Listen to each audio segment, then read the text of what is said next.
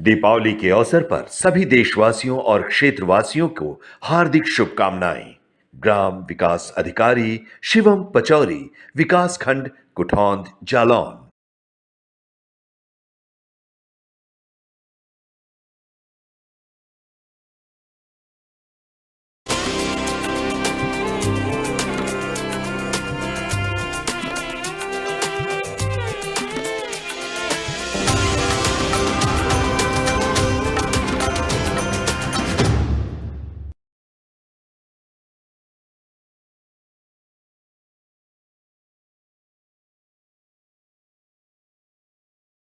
माननीय मुख्यमंत्री उत्तर प्रदेश योगी आदित्यनाथ जी, हम बहुत ही सम्मान के साथ, आदर के साथ महोदय को उनके उद्बोधन के लिए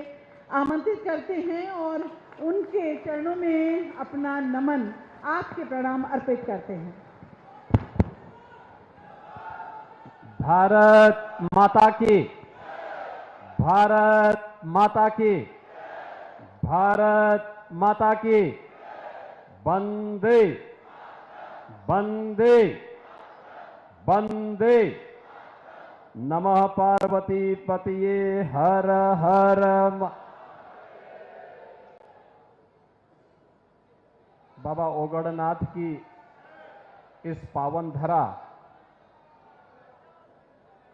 जिसे धन सिंह कोतवाल जैसे महान क्रांतिकारियों ने अपने बलिदान से अभिसिंचित करके एक नई जीवंतता प्रदान की है। मेरठ की इस क्रांति धारा को कोटि कोटि नमन करते हुए आप सभी मेरठ वासियों को और आपके माध्यम से पूरे प्रदेश वासियों को मैं भगवान धन्वंतरी की प्रकट दिवस के अवसर पर धनतेरस की सुख, यश और समृद्धि के देवता भगवान धन्वंतरी के चरणों में कोटि कोटि नमन करते हुए आप सबको मैं हृदय से बधाई देता हूं, अपनी शुभकामनाएं देता हूं। मंच पर उपस्थित उत्तर प्रदेश सरकार में मंत्रिमंडल के मेरे सहयोगी श्री सोमेंद्र तोमर जी, दिनेश खटिक जी, जिन्होंने 1990 के दशक के प्रारंभ में अपने अभिनय के माध्यम से भगवान राम के जीवंत दर्शन करोड़ों श्रद्धालुओं को करवाने का कार्य किया था। ऐसे लोकप्रिय सांसद मेरठ श्री अरुण गोविल जी, लोकप्रिय विधायक मेरठ कैंट श्री अमित अग्रवाल जी, महापौर श्री हरिकांत अहिलवालिया जी, क्षेत्रीय अध्यक्ष भारतीय जनता पार्टी श्री सत्येंद्र सिसोदिया जी, विधान परिषद के माननीय सदस्य श्री धर्मेंद्र भारद्वाज जी, अश्विनी त्यागी जी, माननीय विधायक श्री गुलाम मोहम्मद जी, पूर्व सांसद श्री राजेंद्र अग्रवाल जी, महानगर अध्यक्ष ऋतुराज जैन जी, जिला पंचायत अध्यक्ष श्री गौरव चौधरी जी, श्री संजय गोयल सिक्का जी, एएसआईसी के आयुक्त प्रणय सिन्हा जी, जिला अध्यक्ष शिव कुमार राणा जी, आज के इस कार्यक्रम में उपस्थित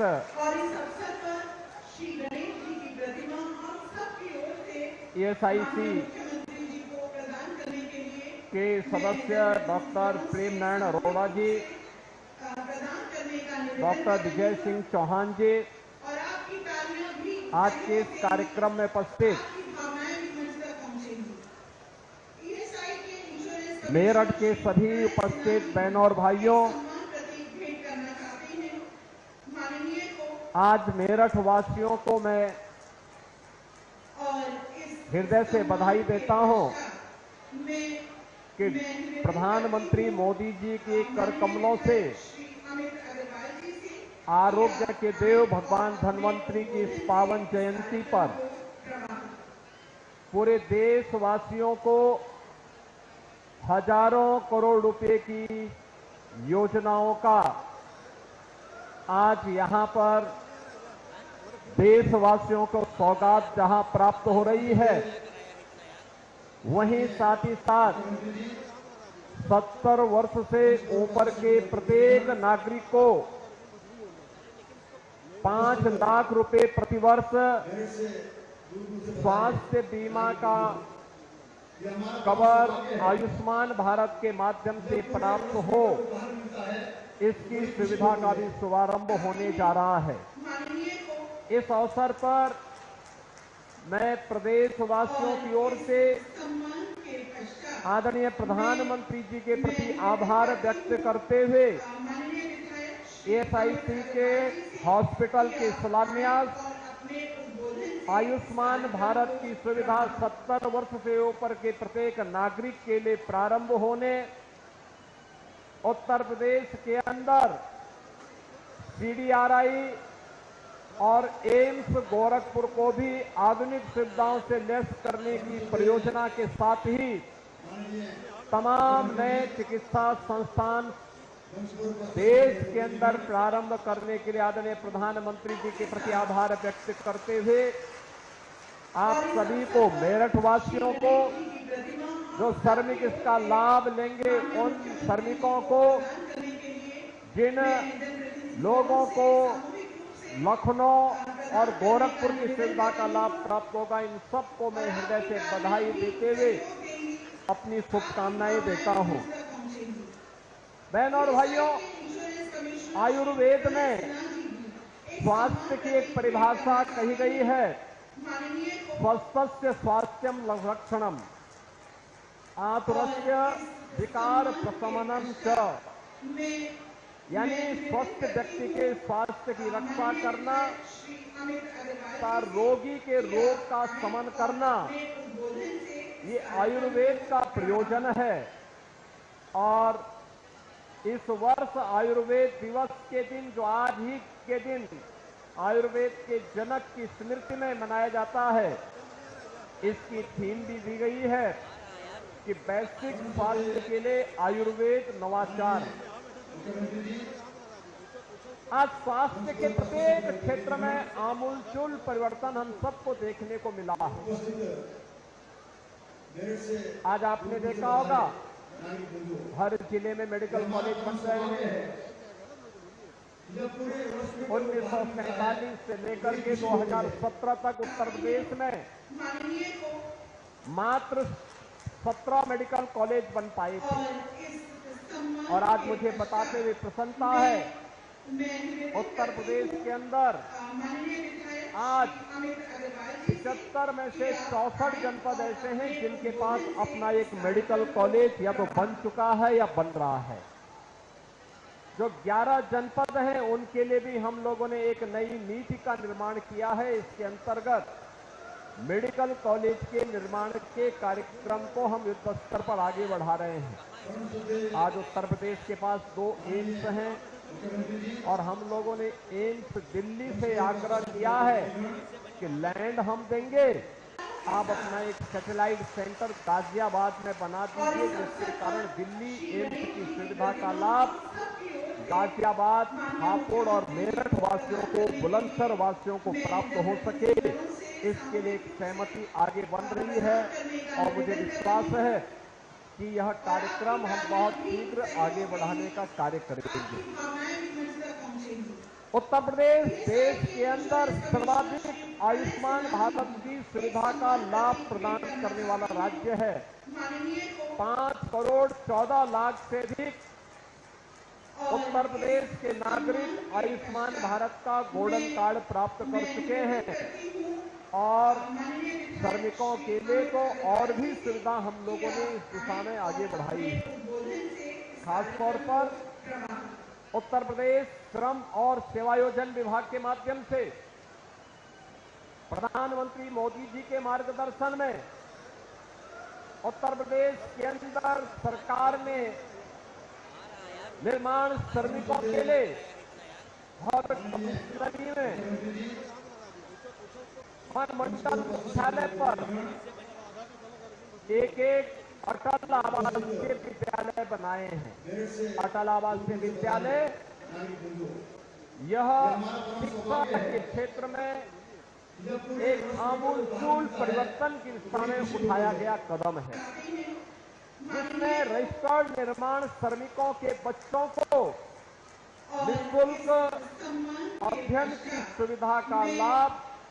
उनके रहने और उनके सर्वांगीण विकास के लिए शैक्षणिक विकास हो और सर्वांगीण विकास हो, इसके लिए एक बड़े कार्यक्रम को लेकर के आज राज्य सरकार ने कदम बढ़ाए हैं। निर्माण श्रमिकों के बच्चों की निःशुल्क शादी हो सके, इसके लिए सामूहिक विवाह की योजना और इसके लिए 75,000 रुपए तक की राशि जहां उन बच्चों के लिए उपलब्ध करवाई जा रही है, वहीं साथ ही साथ निर्माण श्रमिकों से जुड़े हुए बच्चों के लिए अध्ययन के लिए, उच्च अध्ययन के लिए मेडिकल अध्ययन की पढ़ाई हो, तकनीकी शिक्षा की हो, उच्च अध्ययन की हो, वे जीवन के किसी भी क्षेत्र में उच्च अध्ययन करने के लिए जाते हैं तो उसके लिए भी अतिरिक्त धनराशि उन्हें उपलब्ध करवाने की कार्रवाई को आगे बढ़ाया जा रहा है। एक और जीवन के प्रत्येक क्षेत्र में बिना भेदभाव के शासन की योजना का लाभ समाज के प्रत्येक तबके को प्राप्त हो, इसके लिए प्रधानमंत्री मोदी जी के मंत्र सबका साथ और सबके विकास के भाव के साथ समाज के प्रत्येक तबके को इन योजनाओं का लाभ देने का कार्य हो रहा है। आवास विहीन परिवारों को एक एक आवास, देश के अंदर सर्वाधिक आवास देने वाला राज्य उत्तर प्रदेश है। 56 लाख से अधिक गरीबों को अब तक एक एक आवास दिया जा चुका है। बहनों और भाइयों, 2017 के पहले एक कल्पना थी, 2 करोड़ 62 लाख से अधिक परिवारों के घर में एक एक शौचालय का निर्माण किया जा चुका है। और यही नहीं, 1 करोड़ 86 लाख परिवारों को उज्ज्वला योजना का रसोई गैस का सिलेंडर भारत सरकार ने कनेक्शन मुफ्त दिया है और दीपावली और होली में एक एक भरा हुआ सिलेंडर राज्य सरकार उन्हें मुफ्त में उपलब्ध करवाने का कार्य कर रही है। और मैं तो कहूंगा, जिन लोगों ने अब तक अपना सिलेंडर नहीं लिया है, एजेंसी के पास जाइए, एक भरा हुआ सिलेंडर आपके कनेक्शन में आपको उपलब्ध हो जाएगा। बहनों और भाइयों, जब दुनिया कोरोना के सामने पस्त थी, तब निर्माण श्रमिकों के लिए जीवन निर्वाह भत्ता देने का काम केंद्र और राज्य सरकार के डबल इंजन की सरकार कर रही थी। तो पिछले 4-4.5 वर्ष से फ्री में 15 करोड़ लोगों को प्रदेश में और 80 करोड़ लोगों को देश के अंदर राशन देने का काम भी ये डबल इंजन की सरकार कर रही है। बहनों और भाइयों, जीवन के प्रत्येक क्षेत्र में जहां बिना भेदभाव के शासन की योजना का लाभ हर व्यक्ति को उपलब्ध करवाया जा रहा है, आरोग्यता के क्षेत्र में, शिक्षा के क्षेत्र में, स्पोर्ट्स के क्षेत्र में भी कार्य हो रहा है। वहीं लखनऊ, आपका मेरठ आज हमारे पश्चिमी उत्तर प्रदेश का सबसे तेजी के साथ एक बड़े इंफ्रास्ट्रक्चर के रूप में उभरा। आज से 7 वर्ष पहले दिल्ली से मेरठ की दूरी 3.5 से 4 घंटे लगते थे।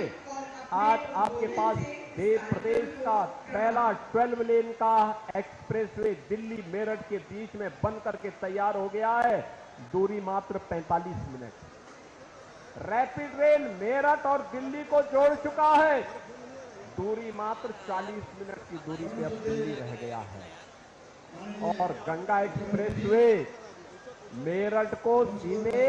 प्रयागराज से जोड़ रहा है। 2025 में प्रयागराज कुंभ है, प्रयागराज कुंभ में मेरठ और पश्चिमी उत्तर प्रदेश के बंधुओं को प्रयागराज में जाकर के हर हर गंगे नमामि गंगे के दर्शन करने का सौभाग्य भी प्राप्त होगा। संगम की त्रिवेणी में स्नान करने का पुण्य प्राप्त भी करने का एक अवसर प्राप्त होगा। एक्सप्रेस वे बनने के बाद ये दूरी मात्र 6 से 7 घंटे में पूरी की जा सकती है। बहनों और भाइयों, एक और यहाँ तो दूसरी तरफ स्पोर्ट्स के लिए वन डिस्ट्रिक्ट वन प्रोडक्ट में मेरठ को स्पोर्ट्स आइटम का हब बनाने की दिशा में सरकार ने जो कदम बढ़ाया है, आज मुझे प्रसन्नता है कि बाबा ओगलनाथ की कृपा से मेरठ उसमें तेजी के साथ आगे बढ़ा। स्पोर्ट्स आइटम न केवल देश की बल्कि दुनिया की आवश्यकता की आपूर्ति मेरठ कर रहा है। और इसीलिए हॉकी के जादूगर मेजर ध्यानचंद की स्मृति में उनके नाम पर प्रदेश का पहला स्पोर्ट्स यूनिवर्सिटी मेरठ के अंदर बन रहा है। युद्ध स्तर पर कार्य चल रहा है और मेरा विश्वास है कि जब ये मेरठ का स्पोर्ट्स यूनिवर्सिटी बनकर के तैयार होगा तब यहाँ पे ओलंपिक में मेडल प्राप्त प्रदान करने वाले एक से एक युवा को हम मेरठ से पैदा करने और मेरठ के विश्वविद्यालय में से हम आगे बढ़ाने का काम करेंगे। आज आपने देखा होगा मेरठ में जो स्पोर्ट्स यूनिवर्सिटी